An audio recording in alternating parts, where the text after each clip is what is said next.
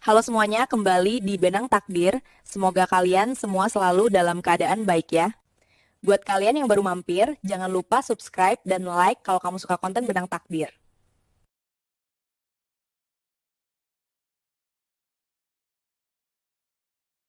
Ibu itu sudah beban, mending cepat pergi, supaya rumah ini bisa dijual dan kita bagi dua. Maksudku buat aku sendiri. Kalimat itu keluar dari mulut adik kandungku sendiri, tanpa ada rasa berdosa sedikit pun. Aku gemetar hebat di balik tembok, menyaksikan adik yang aku sayangi, ternyata seorang iblis.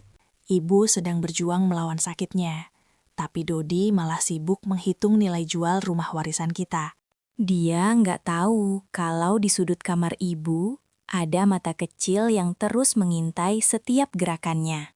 Satu botol obat ditukar, satu nyawa dipertaruhkan. Dan semua itu terekam jelas di layar ponselku. Aku harus menahan napas agar tangisku nggak pecah dan merusak rencana jebakan ini.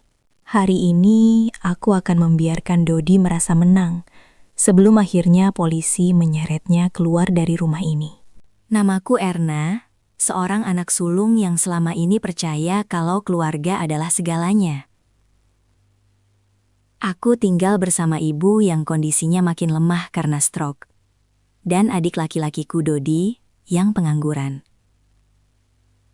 Sehari-hari aku bekerja keras banting tulang buat biaya pengobatan ibu dan kebutuhan rumah. Sementara Dodi cuma tahu beres saja. Awalnya semua terasa normal. Aku ikhlas merawat ibu, karena bagiku ibu adalah nyawa dalam rumah ini. Tapi belakangan ini, suasana di rumah berubah jadi dingin dan mencekam sejak Dodi mulai sering bahas soal harga tanah. Dia berkali-kali tanya ke aku soal surat tanah rumah peninggalan almarhum bapak yang katanya mau dia urus. Aku awalnya nggak curiga. Kupikir dia cuma mau membantu merapikan dokumen penting keluarga saja. Padahal rumah ini adalah satu-satunya harta yang kami punya dan tempat ibu berteduh di masa tuanya. Dodi sering banget pulang malam dengan bau rokok yang menyengat dan muka yang selalu kelihatan gelisah. Kalau aku tanya kenapa, dia pasti marah-marah dan bilang kalau aku ini kakak yang terlalu ikut campur urusannya. Aku cuma bisa mengelus dada, berusaha sabar karena nggak mau ada keributan di depan ibu yang lagi sakit. Aku ingin ibu tenang, nggak terbebani dengan sikap Dodi yang makin hari makin nggak jelas tujuannya. Setiap kali aku menyuapi ibu, Dodi sering berdiri di ambang pintu kamar sambil menatap ibu dengan pandangan yang aneh. Tatapannya bukan tatapan kasihan, tapi lebih ke arah tidak sabar. Seolah-olah dia sedang menunggu sesuatu yang lama sekali datangnya. Pernah sekali aku melihatnya memegang ponsel sambil menghitung-hitung sesuatu di kalkulator dengan senyum sinis. Perasaan aku mulai nggak enak. Ada sesuatu yang ia sembunyikan dari aku dan ibu. Ibu sendiri cuma bisa diam. Matanya sering berkaca-kaca setiap kali melihat Dodi lewat di depan kamarnya tanpa menyapa. Sebagai anak sulung, hatiku rasanya perih banget melihat ibu diperlakukan seperti beban oleh darah dagingnya sendiri. Aku berusaha menutupi kesedihan itu dengan terus mengajak ibu bicara, meski ibu hanya bisa membalas dengan remasan tangan yang lemah. Disinilah firasatku sebagai seorang kakak mulai bermain. Aku merasa ada badai besar yang akan datang. Suatu hari, aku sengaja pulang kerja lebih awal karena kepalaku pusing dan ingin istirahat sebentar di rumah.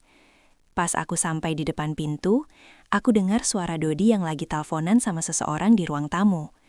Suaranya kecil, seperti berbisik-bisik, tapi nada bicaranya sangat serius dan penuh tekanan.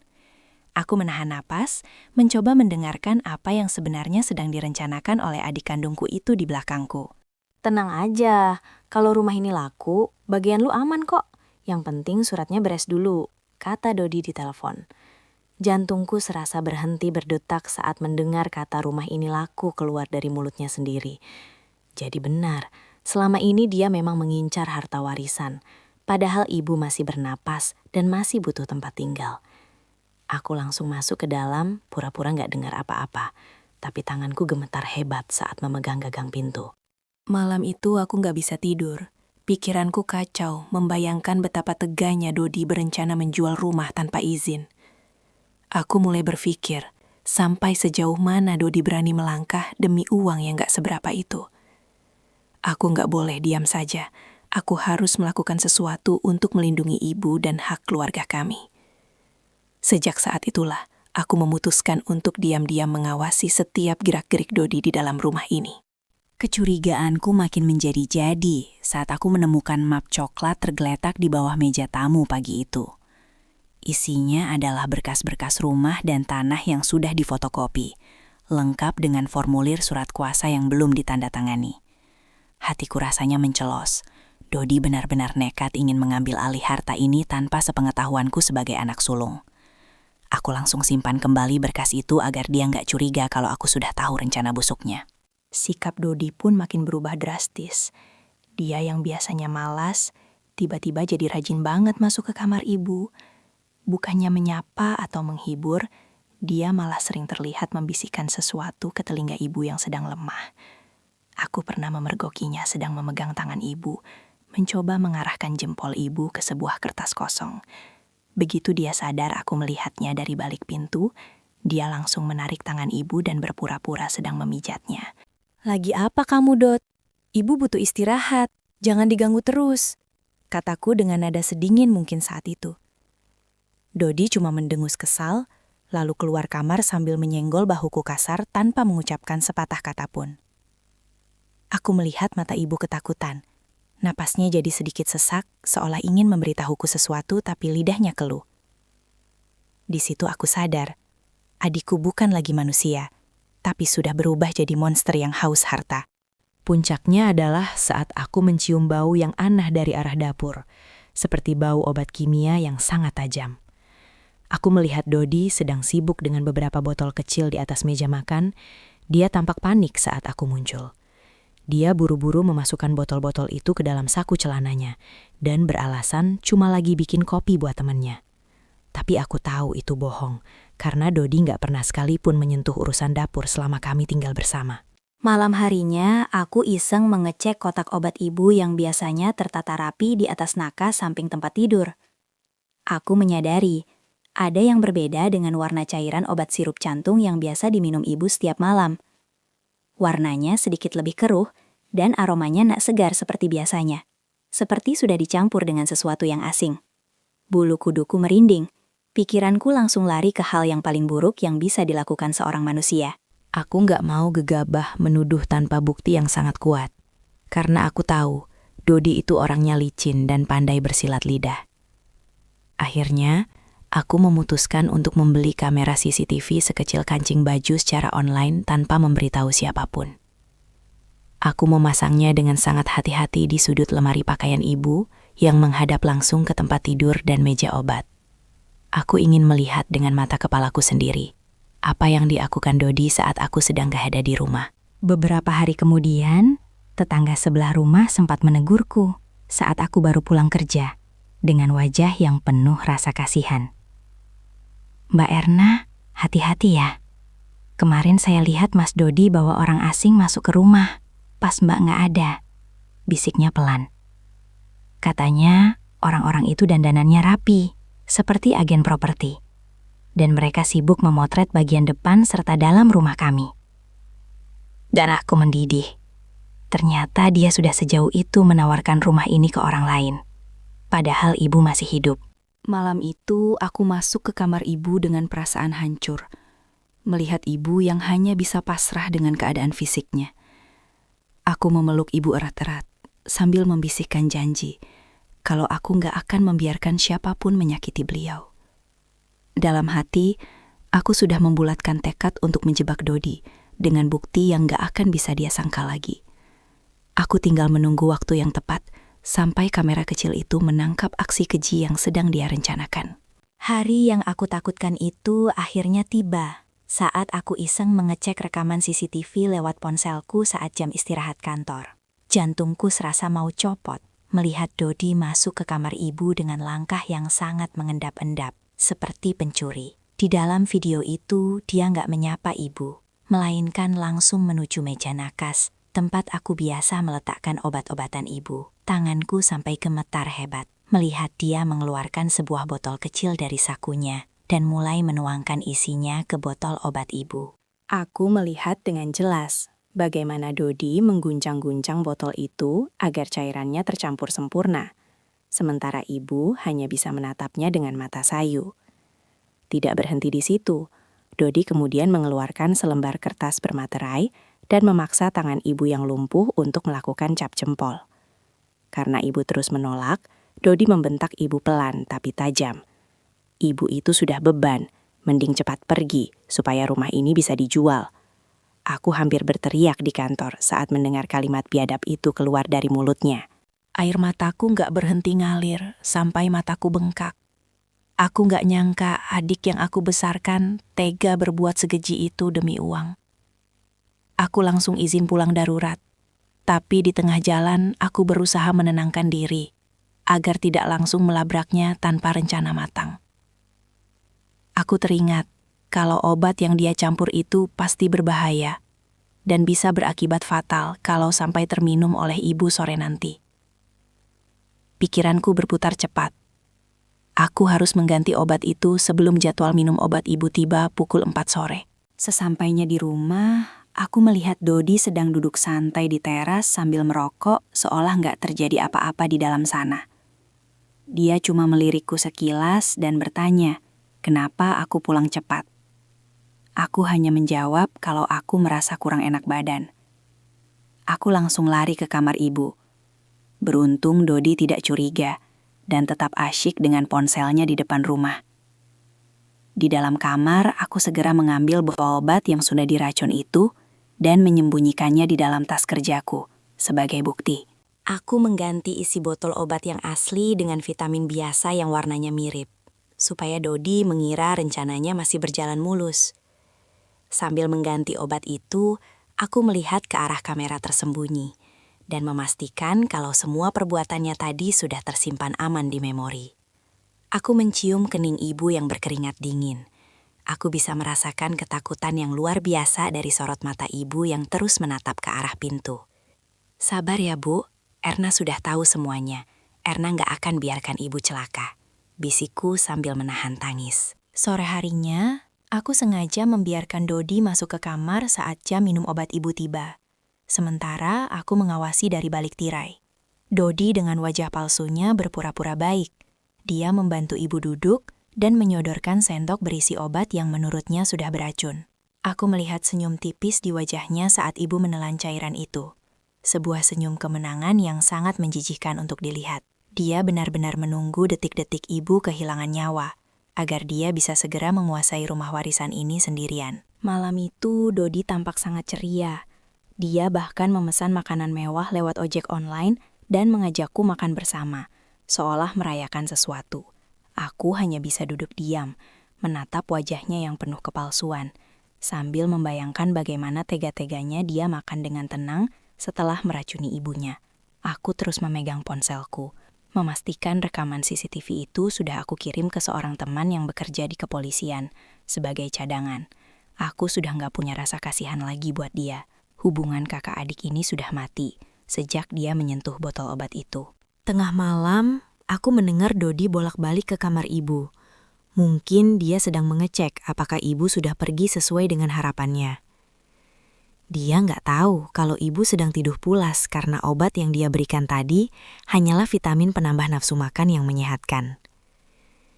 Aku sengaja mematikan lampu kamar ibu agar terlihat gelap dan sunyi, membiarkan Dodi terjebak dalam delusi kemenangannya sendiri. Besok pagi, aku akan memastikan kalau drama yang dia buat ini berakhir di balik jeruji besi penjara. Pagi harinya, suasana rumah terasa sangat berat. Aku sengaja akting menangis terseduh-seduh di depan kamar ibu untuk memancing Dodi keluar.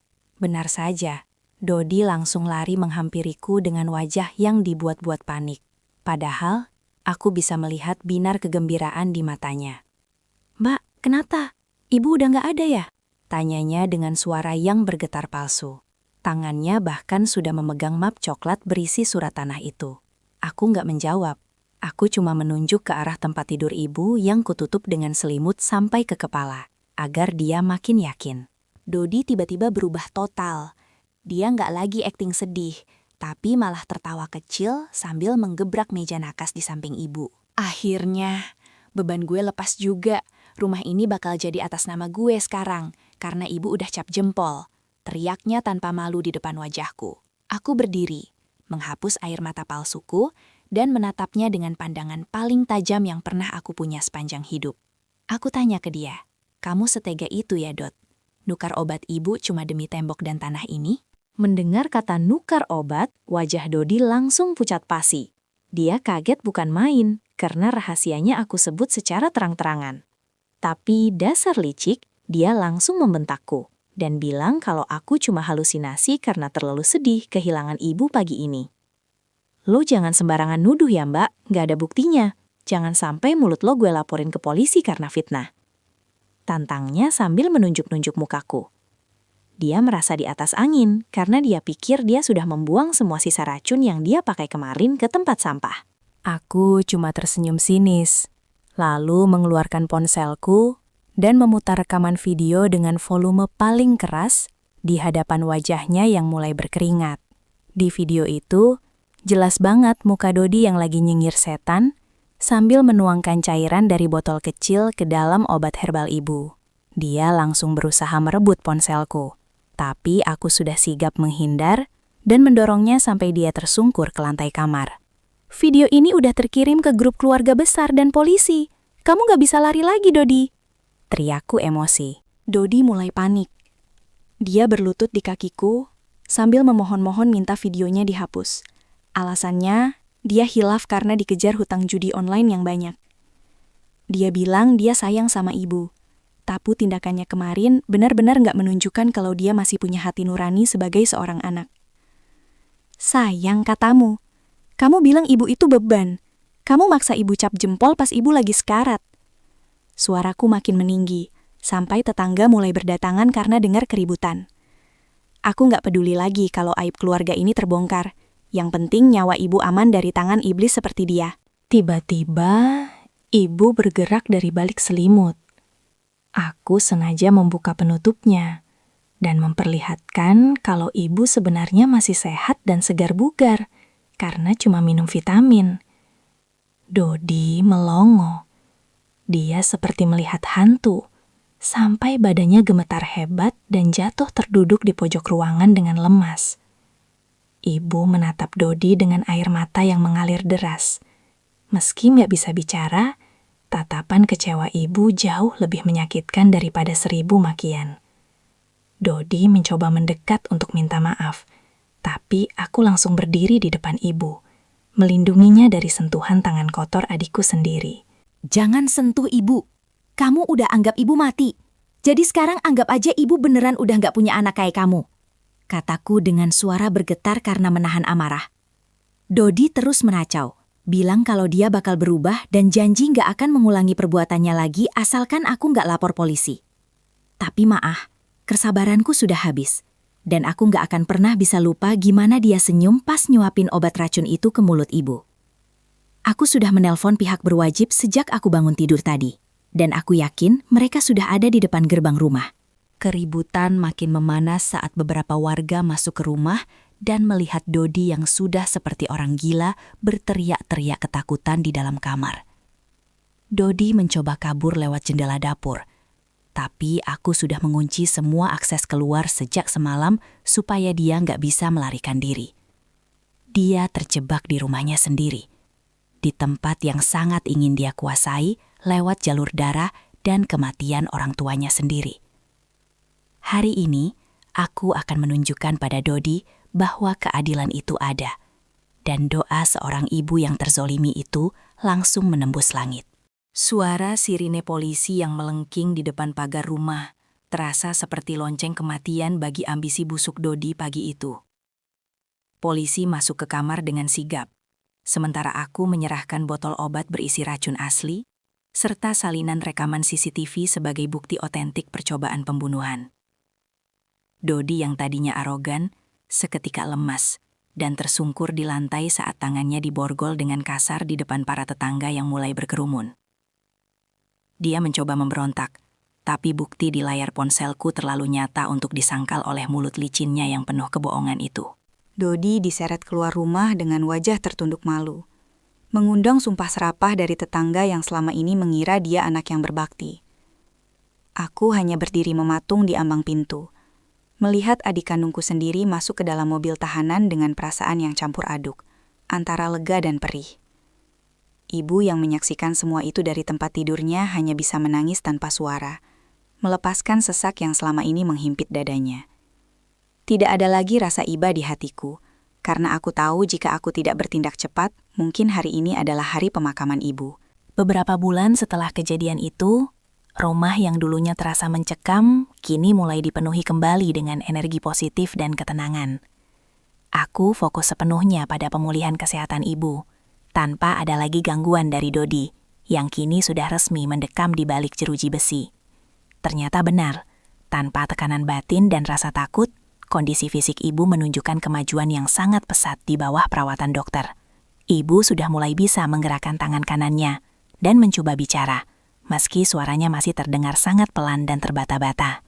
Aku juga sudah mengurus segala dokumen rumah ke notaris yang terpercaya agar kejadian serupa tidak akan pernah terulang lagi di masa depan.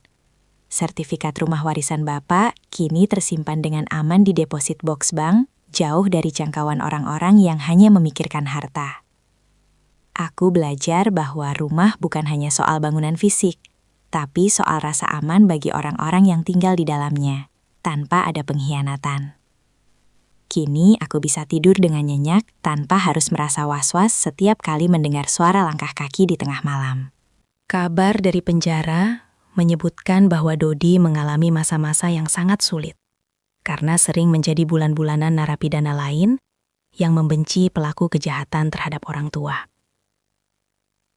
Dia berkali-kali mengirim surat permohonan maaf yang isinya penuh dengan kalimat penyesalan dan janji-janji manis untuk berubah jika aku mencabut laporan. Aku membaca surat itu tanpa ekspresi, lalu merobeknya kecil-kecil. Karena aku tahu, maaf saja tidak akan bisa menghapus trauma yang dia berikan pada ibu. Biarlah dia menjalani sisa hukumannya sebagai bentuk penebusan dosa atas niat jahat yang hampir merenggut nyawa orang yang melahirkannya. Kini aku menjalankan usaha catering kecil-kecilan dari dapur rumah kami untuk membiayai kebutuhan sehari-hari dan terapi jalan ibu setiap minggunya. Banyak pelanggan yang bersimpati setelah mendengar kisah perjuanganku melindungi ibu dari adik yang durhaka, hingga pesanan pun mengalir tanpa henti. Ibu sering duduk di teras sambil menikmati udara sore.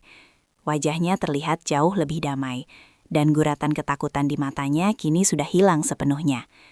Kami hidup dengan sangat sederhana, namun rasa tenang yang kami rasakan jauh lebih mewah daripada uang hasil menjual rumah warisan. Setiap malam sebelum tidur, aku selalu memegang tangan ibu dan bersyukur karena Tuhan masih memberikan aku kesempatan untuk melindungi beliau dari mara bahaya. Pelajaran besar yang aku petik adalah, harta bisa membutakan mata hati, bahkan terhadap saudara kandung sendiri, jika tidak dibarengi dengan iman. Aku tidak akan pernah membiarkan ibu merasa sendirian lagi, karena bagiku, melihat ibu bisa tersenyum kembali adalah kemenangan terbesar dalam hidupku.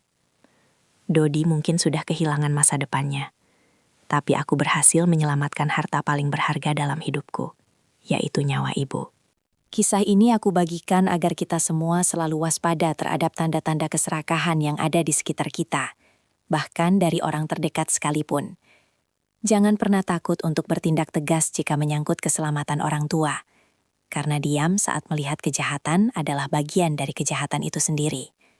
Harta warisan tidak akan pernah berkah jika didapatkan dengan cara meneteskan air mata orang tua, apalagi dengan cara yang sangat keji. Tutuplah pintu rapat-rapat bagi mereka yang berkhianat, dan jagalah orang tuamu selama mereka masih ada di dunia ini.